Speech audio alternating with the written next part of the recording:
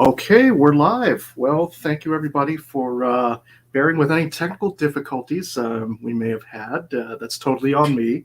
But this is Ed with another episode of Call Me Mr. Broadstreet. I've got Sarah Schmidt on as my first guest. Thank you so much, Sarah. She runs the website Meet the Beatles for Real with all sorts of rare pictures and goodies. So we're just going to chat about Paul today, go back and forth. And Sarah, if you want to go ahead and introduce yourself a little bit and let people know about your site. Sure. Like Ed said, I'm Sarah Schmidt. I live right outside of St. Louis, Missouri. And for the past 13 years, I've ran the site Meet the Beatles for Real, www.meetthebeatlesforreal.com. I hope some of you have heard of it. It's like a fanzine from the 70s is what I've always patterned it after. So I show lots and lots of rare photos and lots of stories about fans that have met one or more of the Beatles in person. And I have contests. I haven't had one in a while, but I review things on Wednesdays, Wednesday review, and just have lots of rare different things people haven't seen or heard before. And for some reason, people seem to like it, so I just keep doing it. Oh, awesome. That's totally cool. So yeah, that's I'll make sure to go ahead and after the live broadcast, obviously I'll make sure to go ahead and link to the site, to the site as we go along. But yeah, we're definitely celebrating Paul's 80th birthday today. I can't believe it. It's such a great, amazing thing. May show off a few things, but I know we were discussing a little bit earlier before the live broadcast. You've got some things to show. So I guess if you wanted to show some of those photos, it'd be awesome to see. Sure. Love some of those. Sure. Well, since I'm kind of known as the Beatles photo girl, I thought I'd pull out for Paul's birthday a few of the snapshots that I have in my collection. I have like 1,000 of these of the Beatles. I have a lot. This is like my main thing I collect, which isn't as exciting as what some people collect, but I think it's fun. So here, I'll start with this one. And I would say this is probably 1968. I don't know who that girl is, but I like that one. That's a nice candid right there. Wow, that is so nice. Yeah, that one's good. And then here's a girl that, again, I don't know. Sometimes I know who the fans are, but these I don't. But she got real chummy with Paul then. Oh, yeah. She's just thrilled. Is that look? That's probably about 1968, 1969. I would say 68. Yeah. It might even been right around the time the other photo was taken because his hair looks about the same and he's wearing the same jacket, but shirts are a little different. So probably not the same day. All right, well, this one, Paul is wearing his 1966 tour jacket that the Beatles like to wear a lot. We saw Ringo wear it and Get Back. Well, here you look, there's Paul with the cigarette hanging out of his mouth. Oh, yeah. Wearing that green jacket that he wore in the 66 tour. And I wrote a book about the Beatles concert in St. Louis called Happiness to Sing the Beatles. And I talk about that jacket a lot because that's what they wore in the concert and how the shirts that they wore underneath. You may be wearing one of the shirts that they wore. I don't know. All right, here's Paul in 1967 wearing a shirt that he wears during the Get Back. This one that I always call the star shirt, but I don't really know if those are little stars or not, but I always think it is. Yeah. But he wore that shirt all through the 70s. He probably still has it in his closet. Is what we know about Paul is that he never gets rid of anything. No, definitely no. I know he's got quite a few. I got 3 more here. Yeah. Here's one with Martha and a fan. And you see there's Paul's house on 7 Cavendish. And the fans used to write in chalk messages to him on his door. And of course, those messages got pretty mean once Linda entered the picture. Yeah, unfortunately. Wow. Yeah. So in 67, they're just writing Paul, a nice little messages they would send to him. I don't know how much he really liked that. I wouldn't think he would, but that's a nice close-up somebody got. Oh Probably yeah. 69. So they gave him a flower. And then this one I just think is so cute because I think this girl is really cute. And on the back it says, "Me and Paul, August 5th, 1967." Oh wow. And it looks like she got in the gates and they're facing his house. Yep. And I'm pretty sure I have her story on my site somewhere. I need to reread it and figure out how did she get in there, but No, that's so cool. Yeah, and you said you had written a book, so go ahead and let me the title again. The title of my book is "Happiness is Seeing the Beatles, Beatlemania in St. Louis." It's been sold out. I mean, I have like 2 copies left if somebody desperately needs it, but it's been sold out for a while. I wrote that in 2016, and it's all about the Beatles concert in St. Louis that was rained out. It's a concert that Paul called the worst little gig the Beatles ever gave. Oh yeah, was that where like the electric equipment and stuff was kind of going off? That was it. Oh. And having grown up in St. Louis, I had a lot of my mom's friends and people I met who were at that concert and kept talking about how it was like life-altering, amazing concert. And then Anthology came out, and I heard Paul say this, and I wanted to know, like, well, why? Like, where was this disconnect between the fans and Paul? Like, what? And when I started to read books to figure out about it, there was really no information. It was like, and then they played at Busch Stadium in St. Louis, and it rained. And then they'd go on this big, long thing about when they played Shea Stadium the second time, which was their next concert. So I figured I was going to have to write the book because nobody else knew anything about it.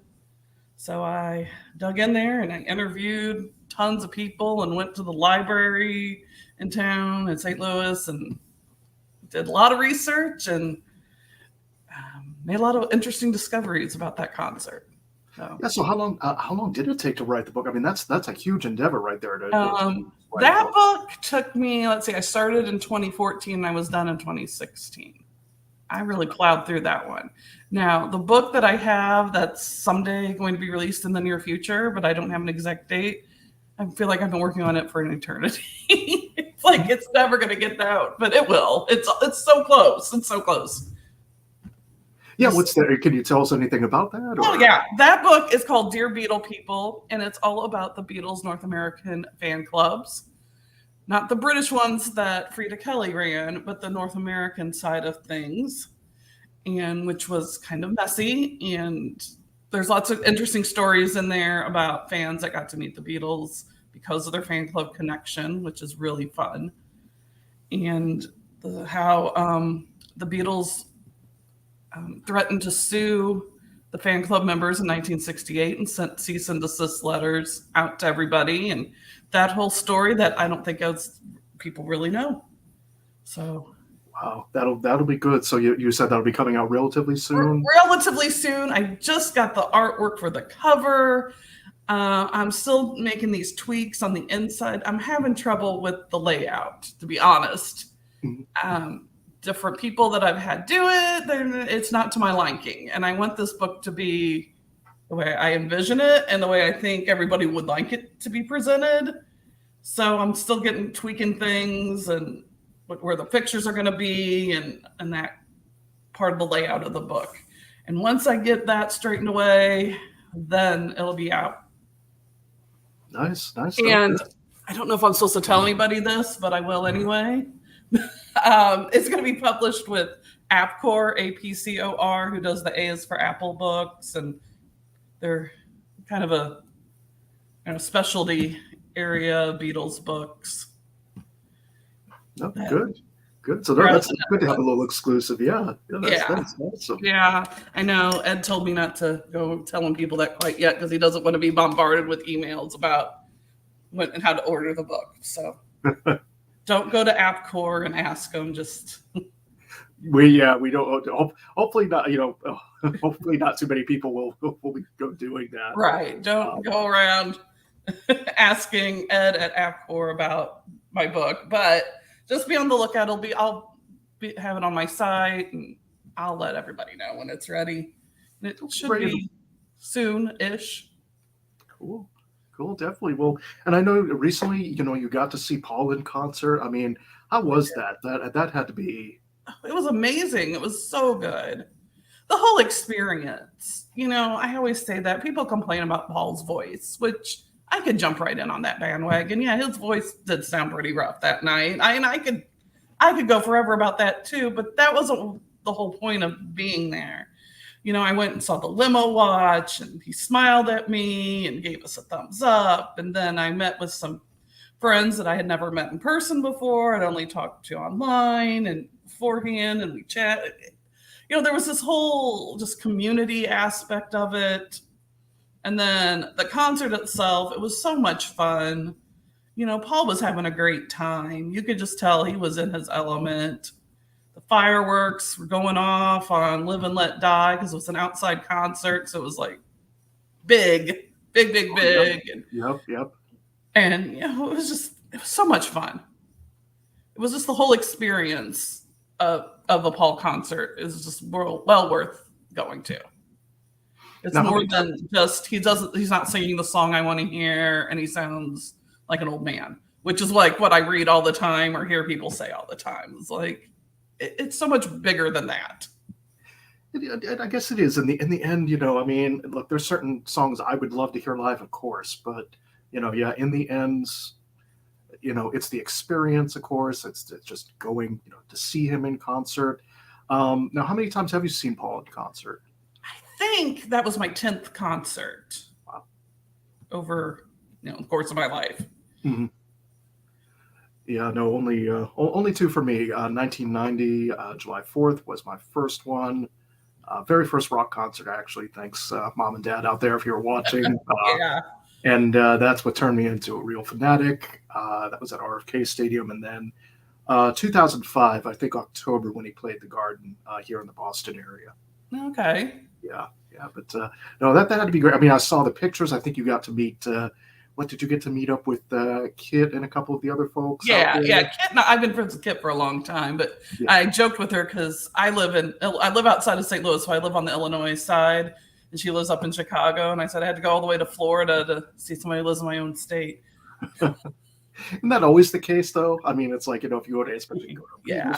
But yeah, I got to see Kit, which was great because it's the first time I've seen her since the pandemic, and last time I saw her, I'd be like, see you next year. And yeah, that didn't happen. So it was good to see her again. It was good to see some friends from Florida that I'd met on Facebook in a Beatles group. And it's like I'd known them forever.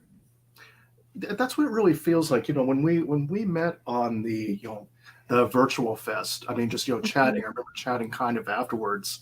It really does feel like a big family. It really does feel very positive, which I really like. It's, it's absolutely, that's the thing I enjoy. It is like one big family. Absolutely. And that's the thing. I wonder if there's no way that Paul or Ringo could understand that their music has brought so many people from different walks of life, different places all around the globe together where we wouldn't have been connected otherwise. Oh, yeah. Like, I don't know if they understand that it's more than their music that has touched us, but it's the friendships that we've made along the way that is just, I think it's amazing. I know people all around the world. That's the thing, and especially, with obviously online now. I mean, I can remember being a fan back in the 90s, 90 something.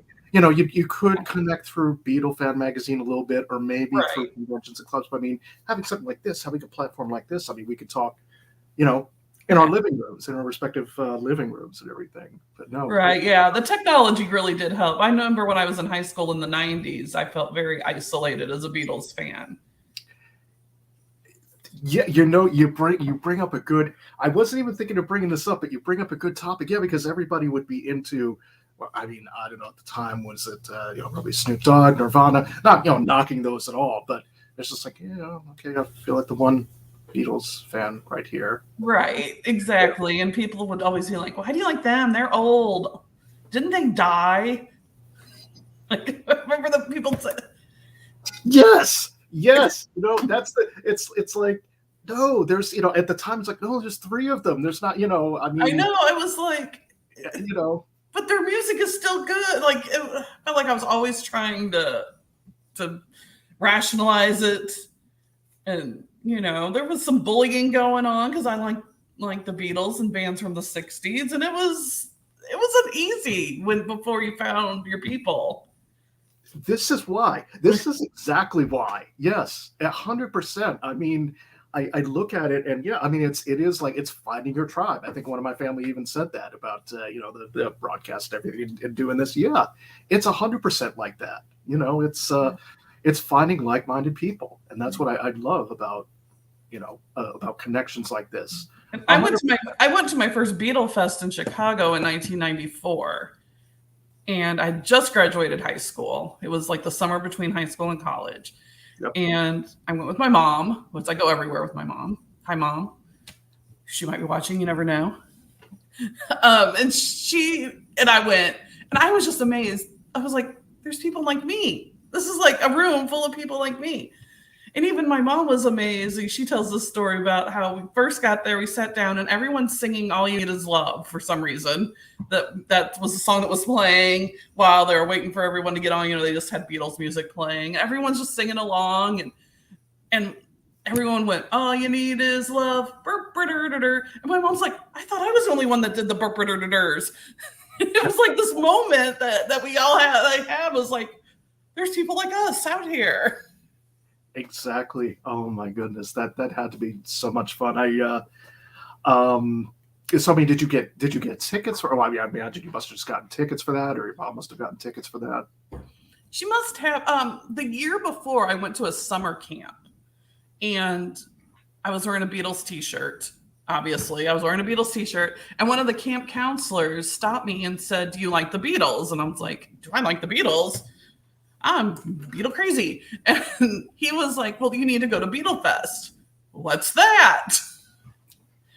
So he tells me, call 1-800-BEATLES and they'll send you a catalog. You'll find out all about it. So I know I bugged my mom for that whole year after I called the number and got the catalog. Like, we got to do this next year. We got to do this next summer. Oh man, that I know I bugged her and bugged her and bugged her. And at the time, my cousin lived in Chicago, so we visited her too, and that kind of. I totally relate. That's just it. I mean, kind of. In fact, I think this little piece of memorabilia right up here, the John record. Oh, that's nice. Yeah, actually, it was my mom that got that.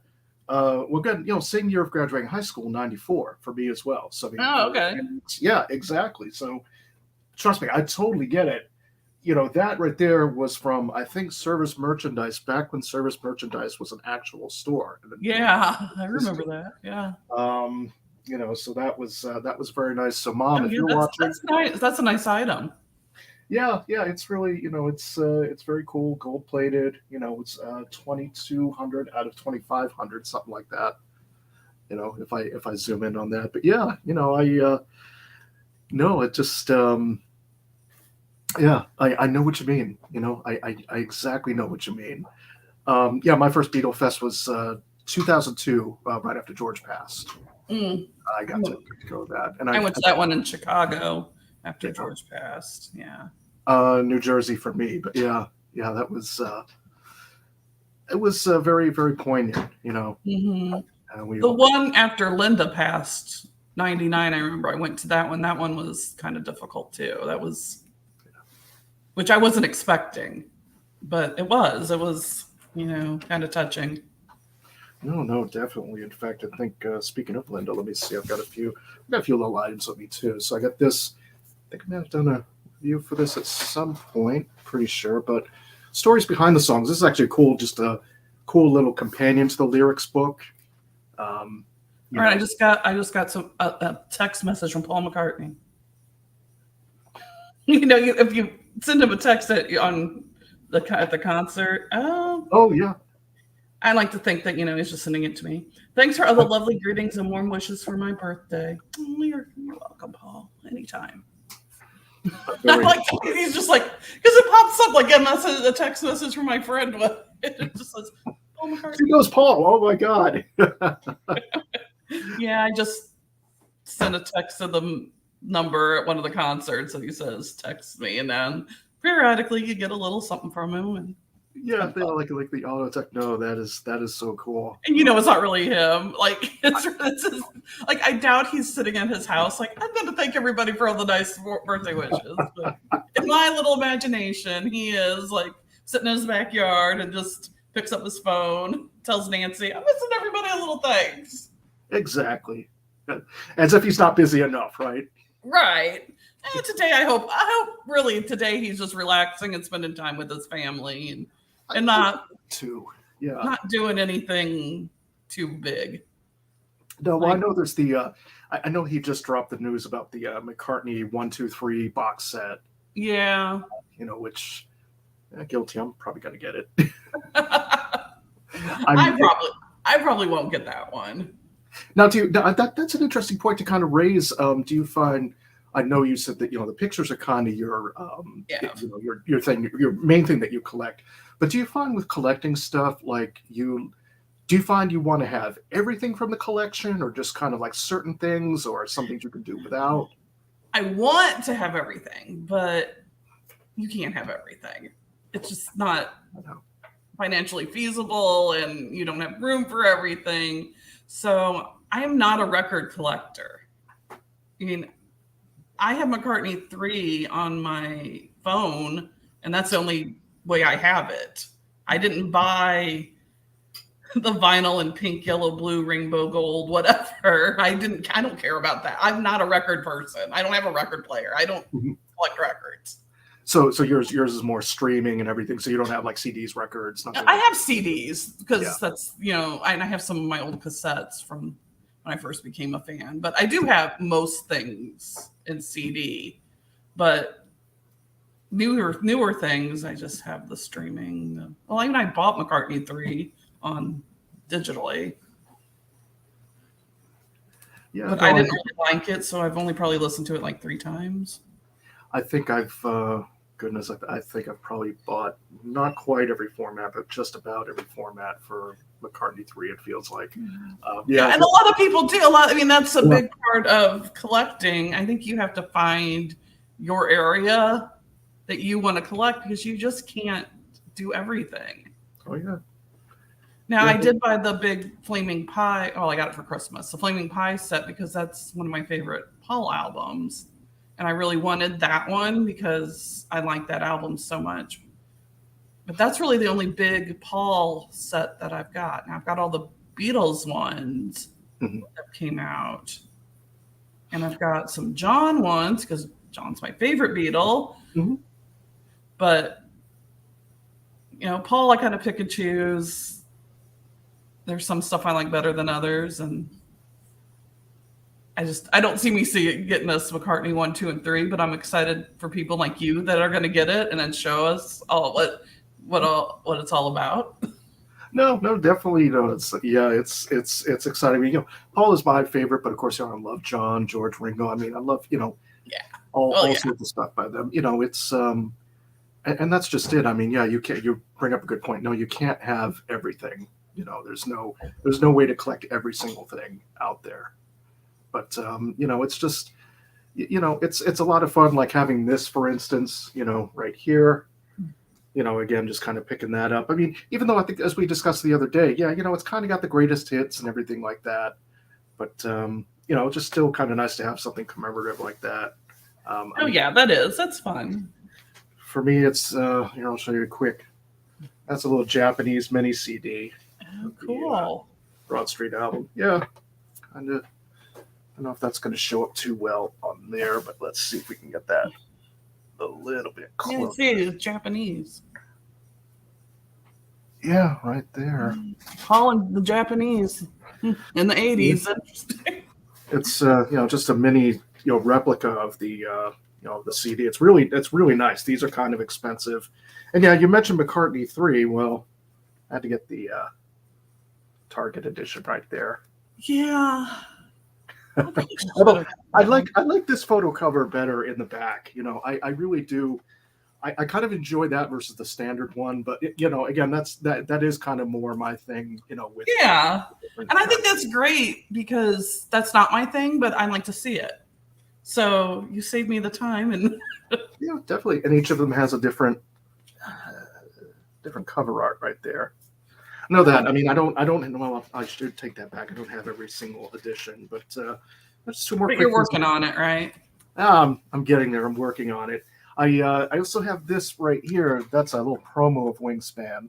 Oh, nice. Now this one I got. I want to say this one I got upstate New York somewhere. There was like one of those little just record things in like somebody's garage or something like that, kind of near Kingston, New York area. Somewhere around there. But yeah, it's just the 10 tracks. Of course, No More Lonely Nights. That has to be on every track. You know, that's my absolute favorite Paul song. You know, I thought of you at the Paul concert because they played that song as we walked out. It's like, no, I wasn't walking out. I was sitting there talking to somebody. But, you know, at the end, when Paul shoots off the confetti and everything, and all of a sudden, No More Lonely Nights start. Oh, that is one of two tracks I really would have. I thought, oh, Ed should be here. They're playing his favorite song. Oh man, I know. But too bad they weren't playing it, you know? No, I know. But even just still hearing it after such an amazing experience. I just thought that was really interesting. Of all the things to play, as the last thing as you leave, they picked that one. I thought that was cool. I think I kept posting about it probably online so many places. I'd like to think it was all me, but you know, all kidding aside. It probably was, because I wanted to hear Goodnight Tonight. See, I thought that would be. That is a good track. Goodnight Tonight is. That was the one I was, because Paul did that on a karaoke night. There was like a video of it, like from a couple years ago. It was like a New Year's Eve party or something. Yeah. And he got up there on the microphone and started singing Goodnight Tonight on karaoke, and it sounded so good. I was like, he needs to do that one concert. I agree. I think I think Goodnight Tonight, Take It Away, No More Lonely Nights. You could easily replace three of the other more well-worn songs out there. I think in my view. You know, but I talk about that all the time. What songs he should be playing and whatever. But what really hit me this concert was maybe Paul picks the songs he decides to play for a reason. Like, you know, we don't know, because I really think he needs to drop Maybe I'm Amazed. Yeah, that's one of the, and it's probably one of my top 5 favorite Paul songs. It's not in his voice range anymore, and it hasn't been for a long time. But then I started thinking historically. He has sang Maybe I'm Amazed at every single live concert he's ever done since the Beatles broke up, since the song was written. Yep. From 1972 with the first Wings tour in the universities up until Thursday night in New Jersey, he has performed that song every live concert. So maybe that's why he's not going to drop it, because maybe he made a promise to Linda that I'm going to keep singing this song. Maybe, I thought maybe there's deeper reasoning behind him keeping some of these songs that I think are kind of worn out and don't exactly fit his voice anymore. That's like bigger than my little fan ideas. Well, yeah, it's always outside of the fandom, and I have to ask, because I mean, okay, he's played 2 songs from 1984, not No More Lonely Nights, but from what I'm aware, a couple years ago he played "Let's Go Crazy" by Prince, I think, as a cover song on one of the tours a couple years ago. "Glory Days" with Bruce Springsteen. Yeah, that had to be amazing to see. I have a friend that was there, and he said it was pretty cool. He also said, "I wish it was Ringo instead of Bruce Springsteen that came out." But that just got me thinking, with like, once again, the set list. But yeah, I'm just thinking for anybody who went, that had to be amazing to see that, and it was really cool to see some of the footage and everything. And a quick shout out. It's funny, when you mention to people, do you ever find people giving you Beatles, things? So like you mentioned to somebody, okay, I'm a Beatles fan, solo Beatles, whatever it is. And you end up with like a second or third copy of something because somebody gets it for you and keep it. Yeah. My to my dad and stepmom, who I know are watching, and I apologize if I can't see any of the comments. I'm viewing it through the platform here instead of on YouTube, but I'm sure I'll catch up with them later and respond. But yeah, Standing Stone right there. Cool. Yeah, it's and I mean the classical pieces, I like listening maybe once in a while. They're probably the ones I might least go to just because I've really got to be in the mood to listen to something classical, or if it's Right. or if it's a John Lennon like side project, or George's electronic sounds, which is kind of interesting background music. But yeah, not Yeah, something I don't sit down and just listen to electronic sounds. yeah, it's You're not like, I'm going to put that one on today and sit there and really listen to that. That's no. I've done it once, and then any other time if I have, but I'm like, yeah, just put it on the background. Well, I think everybody's got to listen to those weird ones once, and then they're good background. I mean, it's not terrible or anything. It's just you're not going to listen really deeply like you might an actual album where they're singing. Oh yeah, just like this again, perfectly nice, perfectly wonderful. Oh, I like the classical Paul stuff. I think it's really good, but yeah, I don't listen to it very often. Yeah, me neither. I mean, I have it. It's part of the collection, of course, but yeah, it's. I think it would have been really, really amazing to have seen it live. Oh yeah. I think that would have been a really great experience to hear it actually live. Like some people were there when he was doing those. And it's just amazing to think, throughout his career, I mean, you look at all the different types of music he's done, and all the different genres he's covered.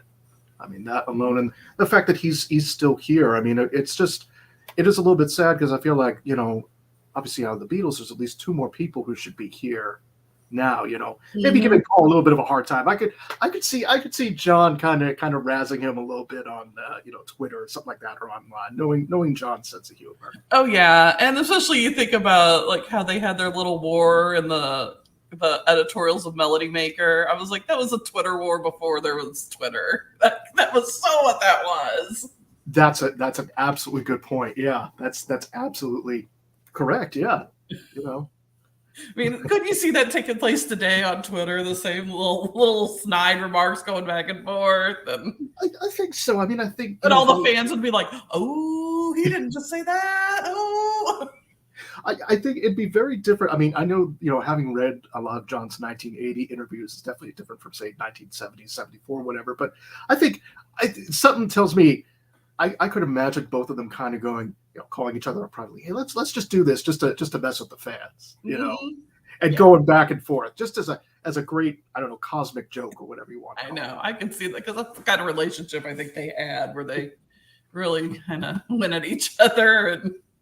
But yet they were best friends the whole time.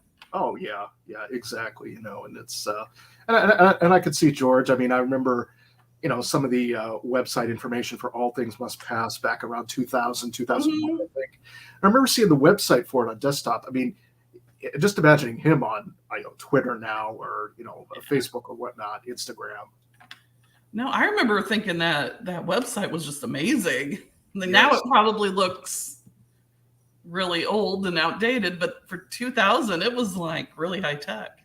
Oh yeah, definitely. I mean, and with the New Jersey concert, I mean, it's a shame Ringo couldn't make it either to put in, but I mean, obviously with band members and COVID and stuff, I mean, you have to take precautions. And I'm sure he wasn't going to just hang around because Paul was going to do a concert. He went back home.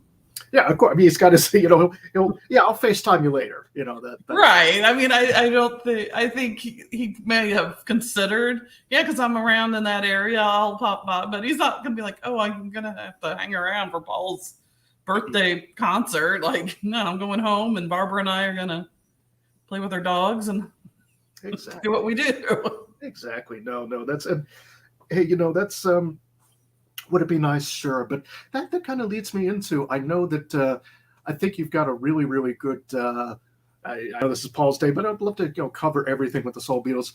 You've got a really lovely story with Ringo, if you wanted to share that with folks. Yeah, I did. I met Ringo in 2018, and there was no magical way of meeting him. I paid the big bucks and bought his artwork and did the meet and greet. My mom and I split it. And my mom's been a Ringo fan since 1964.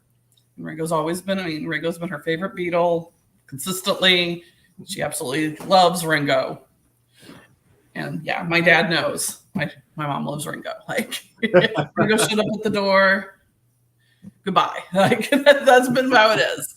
So we met Neil Glazer, who is like sells Ringo's artwork and everything at the Fest for Beatle Fans in 2018 in Chicago. And we were just talking to him about how do you go about meeting Ringo? Just like how would this happen? And he told us about how you can buy the artwork and do the meet and greet in certain cities. But St. Louis wasn't one of those cities. You know, and we said, well, we're going to the concert in St. Louis. Is there any way that could happen? And he's like, well, it kind of depends on Ringo if he wants to do it, but we'll take your information. And, you know, so we paid him the money, and then we had to wait and see if Ringo was in the mood to meet fans. Mm-hmm. And we didn't know until like we were eating dinner right before the concert at there's this little diner next to Fox Theater in St. Louis. There's this little diner, and we were eating, that's next door. We're eating there, and then I get a message. It's like, he says he's willing to meet you. Come to the front, come to the doors now. And so we're like, so of course you get to these front doors and there's a line of people already waiting to get in, and there's security. Do you really think they think two ladies in their little Beatles gear going, we need to get in there because Ringo wants to meet us, is going to believe that? No, they did not believe us. So what happened next?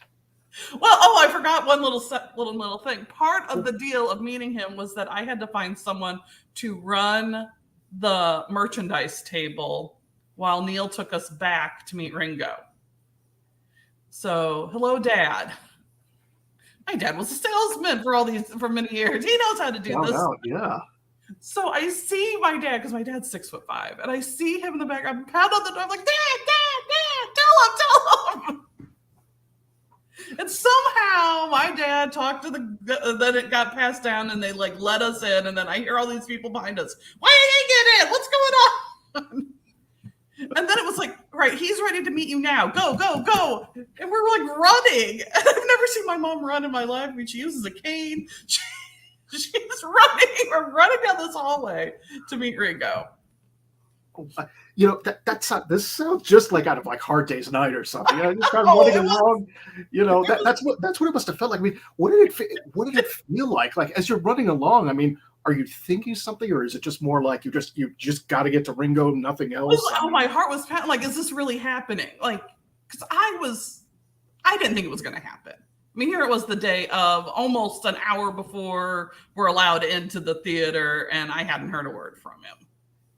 But later he said, he explained to Ringo that we're real big fans, and he agreed to meet one group of fans, which was just us, me and my mom, that day.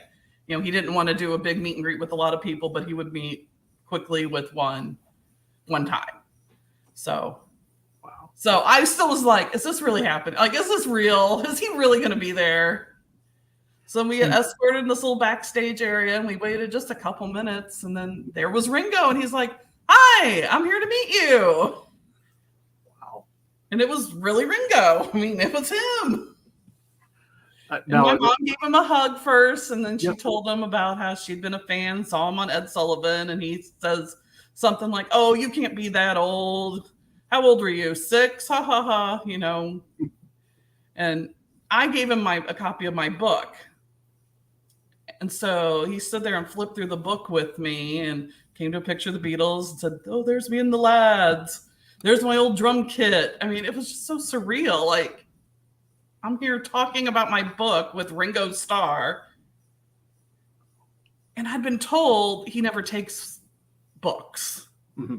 Like he's not interested in that, but he seemed, he might've been faking it. I don't know. And then he took it and he put it in a trash can. And he must have saw this look on my face. Like, what? And he goes, oh, no, those are just where the clean towels are. And I was like, oh.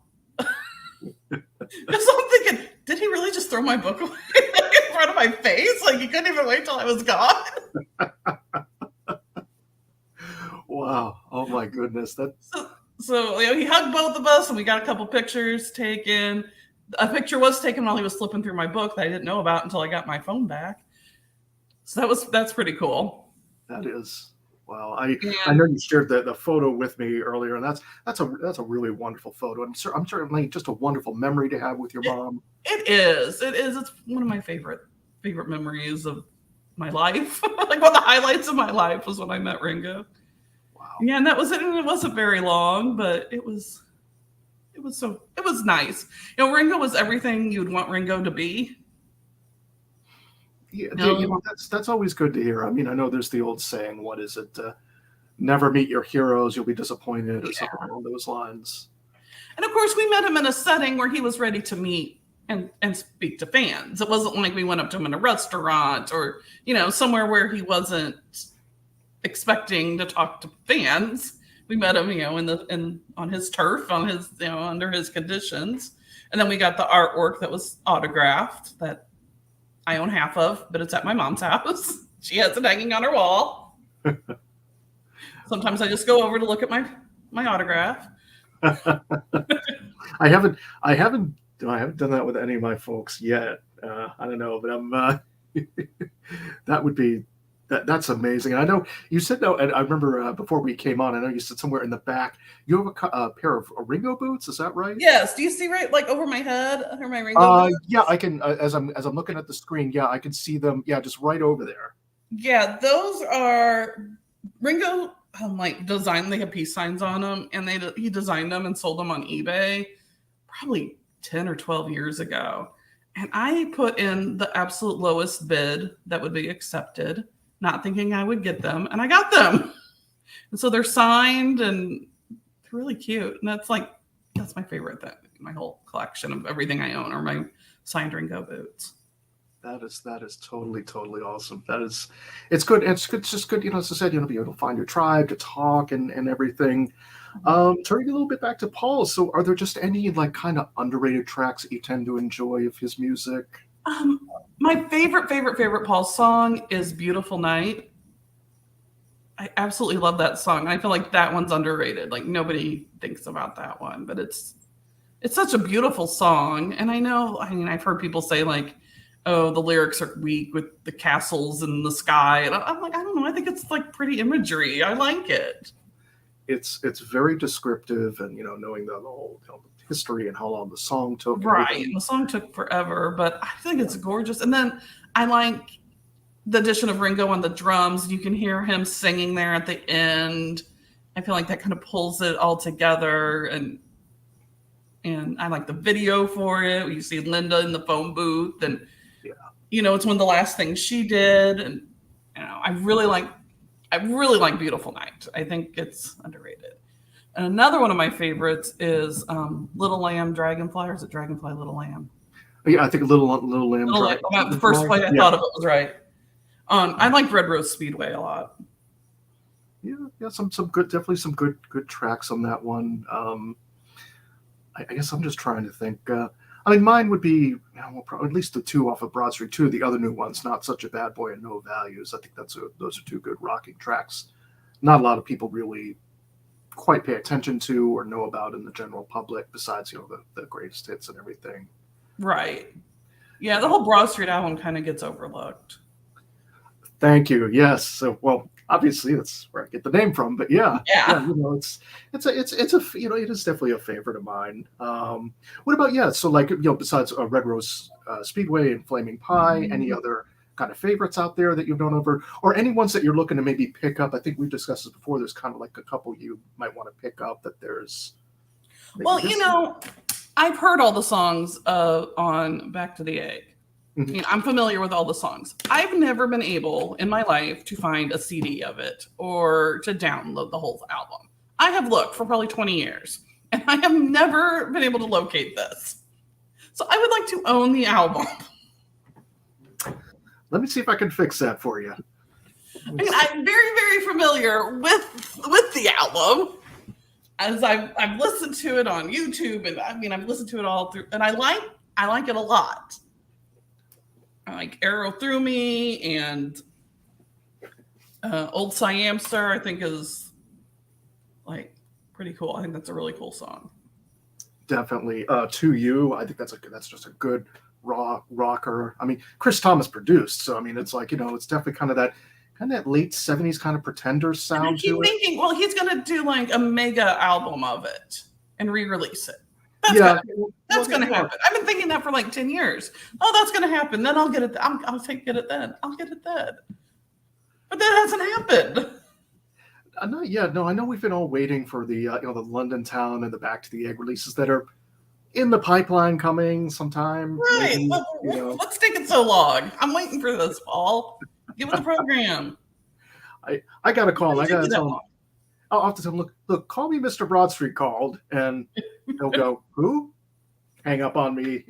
Always happens. I try to talk to him. Yeah, right. You're not gonna. Yeah. No, but, I do have a story about I was in Liverpool and London for Paul's 75th birthday. So 5 years ago today, I was in Liverpool actually. Wow. And we went to London and saw Paul's house. And outside Paul's house were these big blue trash bags. You know how tempting it was to steal one of Paul's trash bags and see what's in there? But I did not. Just for the record, I did not do that. No, it's certain. But it crossed my mind. Yeah. Like there could be like lyrics in there that nobody knows, that he just wadded up and threw away. There could be old pictures in there that he didn't like. Who knows? Or there might be rotten eggs or something. I don't know. I was just thinking that. Well, maybe rotten vegetables or something like that. Yeah. Banana Yeah. peels. I don't know. But it was possibilities are endless. So I happened to be there on trash day. And right outside, it had to be his trash. Yeah, but more than likely. I mean, I could just imagine going on what's the one website I've gotten stuff off of, Tracks UK. A lot of good stuff. Oh yeah, they're. I could just imagine you said it in banana peel, banana peel thrown out by Paul McCartney circa 2017, right after his 75th birthday. Oh my goodness, yeah. It's like what is the have you ever seen the movie not Can't Buy Me Love? I'm trying to think of it right now. 1977, Robert Zemeckis. I Want to Hold Your Hand. Thank you. I love that movie. With Eddie Deason, he's kind of going, Paul stepped on this blade of grass. Oh, it's so funny. I always said if they ever did like a live version of that, like they wanted to do a stage show, I'm auditioning because I could be the girl that I could be that girl, Rosie. I could be her. I could act like that because it wouldn't be that far of a stretch. I could get my glasses, or I could get a pair of like Buddy Holly frames, be the Ed Deason character. And I've already got Ed as the first name, so yeah, there you go. Be just as obsessed. Yeah, it was. No, I know he has a lot of Beatles quiz stuff actually on his site too. He does. Yeah. He was doing a signing like a couple years ago in my area, and I went to and met him. He was real sweet. Oh wow, yeah, no, he seems like a really wonderful person. I have to tell you the quick story. I don't know if I may have mentioned this on one of the videos. I actually out-geeked Weird Al once about Broad Street. Really? Yeah. Okay. So here's kind of the nutshell. Shanks, if you're watching, you'll know the whole story. If my friend Shanks happens to be watching. So Weird Al. Long story short, I've gone to Comic-Cons, but this is my first Comic-Con, 2017, Providence, Rhode Island. So he's my first celebrity I'm meeting. They've got a little curtained area to walk in. Sort of. Long story short, went in. Me, my friend from college, Shanks. He comes up to visit. We're going. So I went in. They said, well, you're about to meet Weird Al, I said, yeah, I'd like to get an autograph photo. I go in, I talk to him, and I blurt out something. I said, look, I'm so nervous. I'm probably going to screw this up. I really love UHF because UHF is a great film in my view. Just a funny, whimsical film that I enjoy watching, whenever I'm in the mood for something silly, despite all this stuff that's going on. I said, I love UHF. I really enjoy a lot of your stuff. And I really love the fact that you went to the LA premiere of Give My Regards to Broad Street with Paul McCartney, and I seen a photo of you there. And I'm saying this, and I'm not really paying attention because I'm having that blank out kind of blinders moment. My friend Shanks standing next to me goes, he looked impressed that you said that, and he kind of looked like shocked, like taken aback for a second. his response, Weird Al's response, was something along the lines of, "Well, I was just glad that he knew who I was, that Paul knew who I was." Yeah. But yeah, but I guess I guarantee him. My friend said later, I guarantee you're the only one that probably brought that up to Weird Al. Probably the only person that's ever brought that up to it. So I'll have to, if That's he ever cool. does another signing, I'll have to bring that up again. He might Yeah. even remember it. I don't know. He's like, you again? I'll go with the whole jacket that I've got, with the Broad Street jacket. Oh yeah, that's a nice jacket. I like that. Thank you. No, I thank like you. that a lot. Thank you. No, those boots are pretty cool too. I mean, just back there. So it's just, are those like a 60s design that he did, or just Kind of. It's a big peace sign, kind of with splattery paint, kind of like his artwork kind of thing with the peace signs. Wow. There's some pictures of him wearing the boots that are out there. I'll have to. But they're all of them that were sold. There were 75 of them sold. Are all size 8 because that's the size of shoe Ringo wears. I learned a new fact today. I know. I didn't know that until I bought the boots. Well, there you go. And I know a lot of weird facts about the Beatles. I do not know all of their shoe sizes. Just Ringo. Oh wow, that's so yeah. So a little bit. Well, we have a little time left. I know we don't have too much time left. I think before the hour's up. But yeah, just some more things about your website. Again, tell people where they can find you, and maybe a couple interesting facts about the site as well. And I've got a lot of pictures on there, a lot of candid pictures like what you. Yes, I update it Monday through Thursday. No, Sunday through Thursday actually, and I try to add 4 to 5 pictures every day. So it is updated a lot. I know a lot of people enjoy looking at it while they get their morning coffee. Like that's like their morning routine. They told me that. Mark Lewison is a big fan of my site, which blows my mind to this day. But the fact that he knows who I am blows my mind to this day. That's so cool. Yeah. Like I just sent him an email and he responded. Like, that still is like blows me away. I'm like, I can't believe that. Oh yeah, he's practically Beatles royalty, for goodness sake. I know. As far as I'm concerned, he is. Yeah. He's the president of his fan club. He just like Frida. Yeah. So I really could. But how do you categorize the photos and everything? Because I mean, there's a lot of different photos on there, but you just kind of categorize them by year, by subject, or yeah, by year. I don't know. I have a lot of different ways I categorize them. And finding photos is kind of my secret. I find them everywhere. I might find an old abandoned MySpace page that's full of old Beatles photos that people haven't seen before, or old auction sites. It's a good place to go to find Beatles photos. And I have countless Beatles fan magazines. Okay, so the one I'm working out of right now is this one. With a little help from my friends, issue number 24, October 1978. Oh, wow. And I have the whole set of With a Little Help from My Friends. I think I do.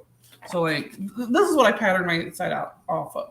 And I know the girls now through my site who ran this, and they told me I have permission to reproduce whatever I want out of these because they want it to be spread with other Beatle fans. So I go through here and type up stories about people that met the Beatles. I'll scan some of these pictures and share with everyone.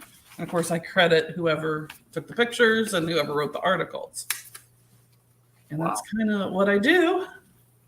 So is it much more physical as opposed to like digital media that you find, or do you find it's like a 50? A lot of it's physical, yeah. Old stuff from the 60s and 70s that have been lost to time. It's great. It's absolutely great that you're doing that, though. That you're basically trying to preserve this, because that data rot type of thing where something gets lost forever, or making sure it's upgraded to the best possible quality. Right. That's what I wanted. And that's why I don't just scan the articles and put them on there, because, links break and scans might not last forever, because you go to a site and the image is gone. Well, that's not what I want. So I type up all the stuff, because if it's typed on there, then it's more likely to still be there in the long run. So I've really kind of thought this out. And No, I know a lot of authors and things have used the site and have gleaned information off of it. But, I do say it's not a historical site. I mean, I make mistakes constantly on there because I don't have the time to double check the dates and the information and all that. I just don't. I don't have the time. If you want me to keep putting the information up there and share this content, then I can't do both. I can't share it all and fact check everything. So that's kind of like on you to fact check on yourself. Like, here's what I got. And I like to think most of it's true, but I know I make mistakes all the time. I put the typos. I might put 67 instead of 76. And people jump down my throat. And I'm like, listen, I told you I make mistakes. Just, it's not going to be perfect. Yeah, we're all only human. And the thing is, I mean, that in itself would be a full-time job. And I'm sure, like for me doing this, it's a hobby. It's not my full-time. Right. It's not my full-time job. I have to pay my bills, my light bills. Right. I mean, I'm a teacher. I teach elementary school kids. That's my main focus. Yeah. This is my hobby. I don't get paid for any of this. But I don't make any money from it. If anything, I spend more money. I find it's the passion. I find it's really the passion. Yeah, and I said I've been doing it for 13 years. And I've said since day one that whenever I get tired of doing it, I'm going to stop.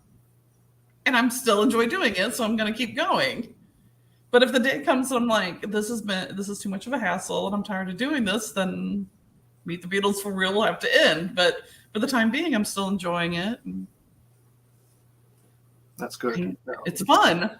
I think it's fun. And still 13 years later, I still think it's fun. So that's good.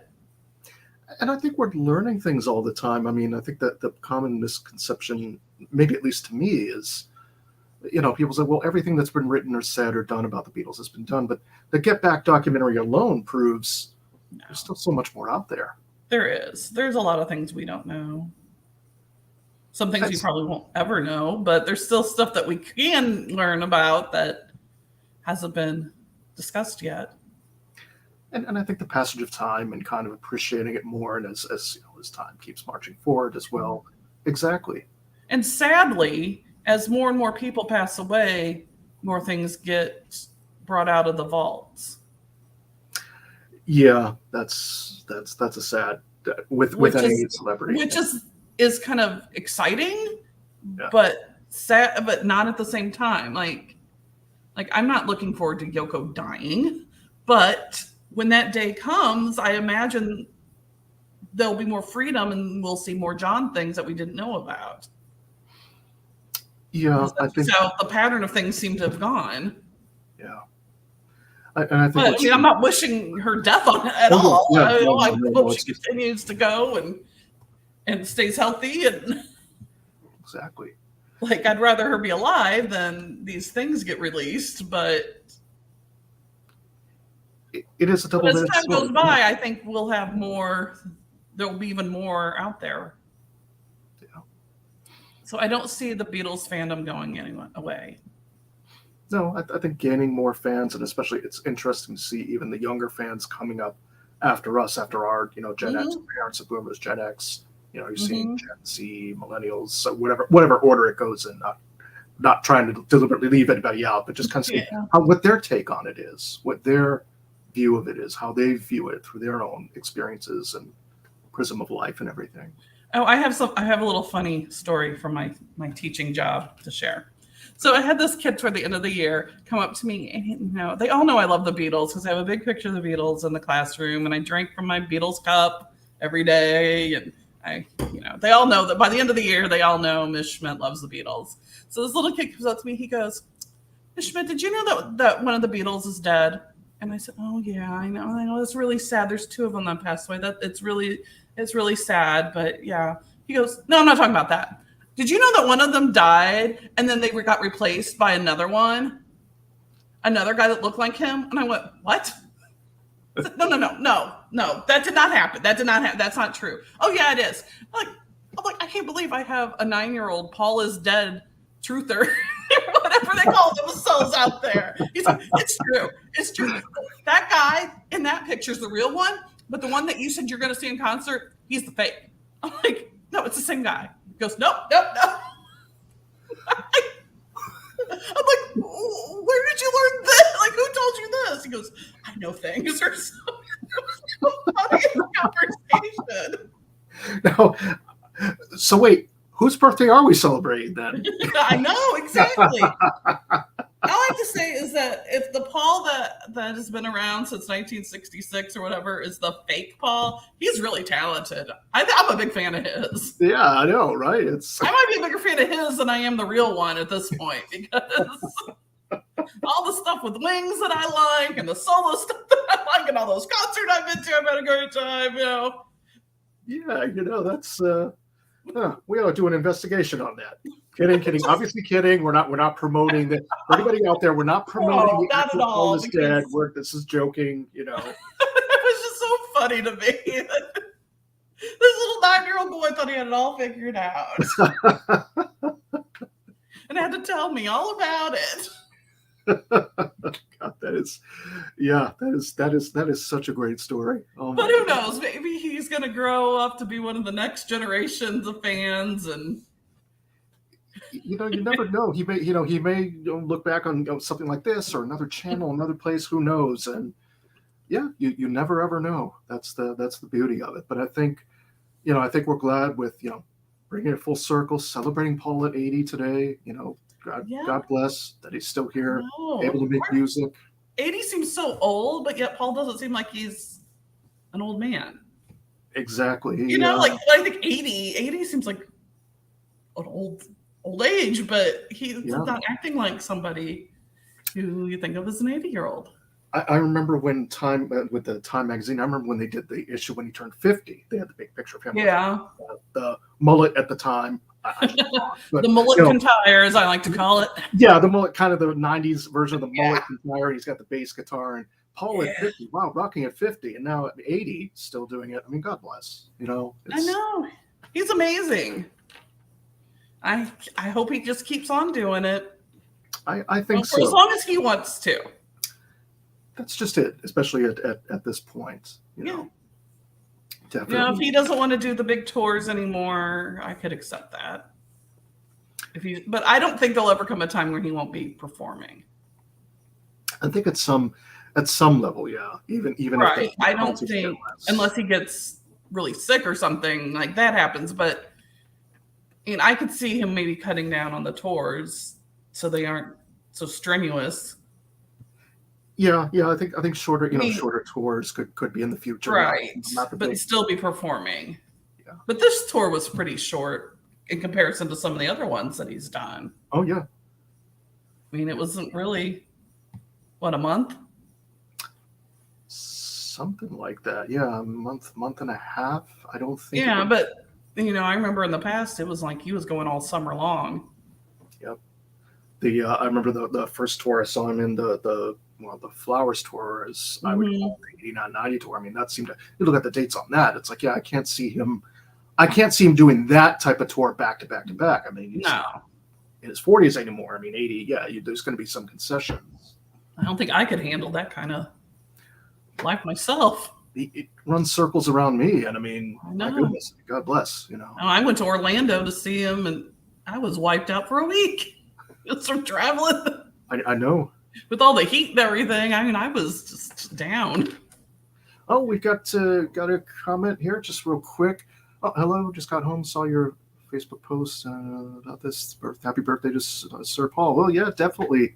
That's why we're here celebrating. I just saw that just popped up on cool. the comments there. But no, that's why we're celebrating. But happy birthday, Paul! I got my wings necklace on, and oh yeah. Yeah, well, I got my Abbey Road T-shirt. Yeah, and I got my Wings T-shirt. So, oh, very cool.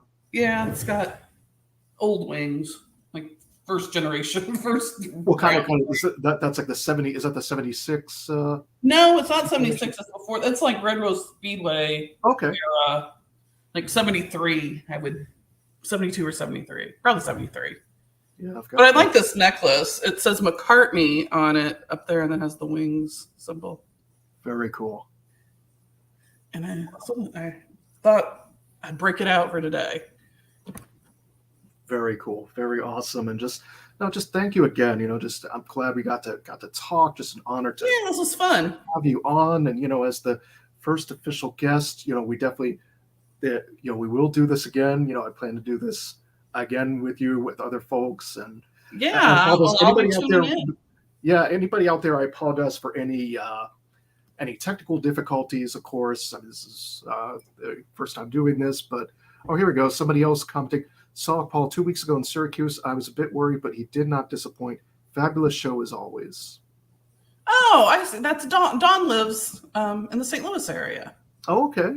Well, yeah, good to thank you, Dawn. Yeah, no, that's yeah, I know her in person, and I see her at Beetle events around St. Louis from time to time.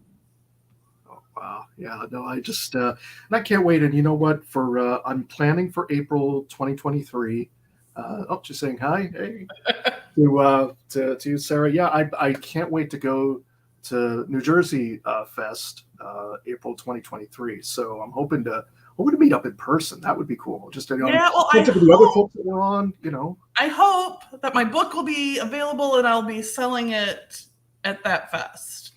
Okay, well, yeah, go ahead one more time if you want to plug, your old book and your new book, please. Yep, my old book is called Happiness is Seeing the Beatles, Beatlemania in St. Louis. I know Dawn has a copy. I remember her buying it at the at that bar that I was selling those books at that one night. That was funny. That was fun. They had a Beatles night and invited me, and it was it was a little weird, but it was fun. I have 2 copies left, $20 each. If anybody wants one, contact me. And those are the last 2 in existence. Well, I mean, other people bought them, but.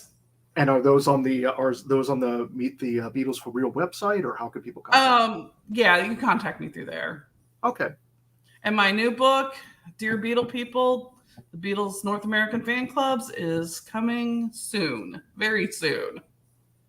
It won't be ready in time for the Chicago Fest. But I think shortly after that, it will be ready. Maybe September, October. That's what I'm hoping for. That's it. Well, thank you for the scoop with that. And don't bother Ed over at I think you said the publishing. Yeah, don't bother Ed at APCOR, APCOR. They write a lot of great Beatle books, though. Look them up and order their books, but don't ask him about that because he doesn't want to. I won't tell anybody about that because he doesn't want to be bombarded with emails. No, we'll definitely put that disclaimer. Of course, after this live broadcast ends, we'll go ahead and link to everything as well. I'll get the information again from you, Sarah. We'll go ahead and link to that in the description below. And for anybody to send comments, of course. But yeah, I think that's about it. But you know what, Sarah, thank you so much for being on. Really appreciate it. Well, thanks for having me. This is fun. No, thank you so much. Well, again, just to let folks know, I'll be back next week with my review as well. This is just Ed saying thank you so much for all the support. Please give a thumbs up, like, and subscribe, and I'll see everybody next time for Call Me Mr. Broadstreet. Sarah, thank you so much. Happy birthday to Paul McCartney. Happy 80th birthday, Paul. See everybody next time. Bye.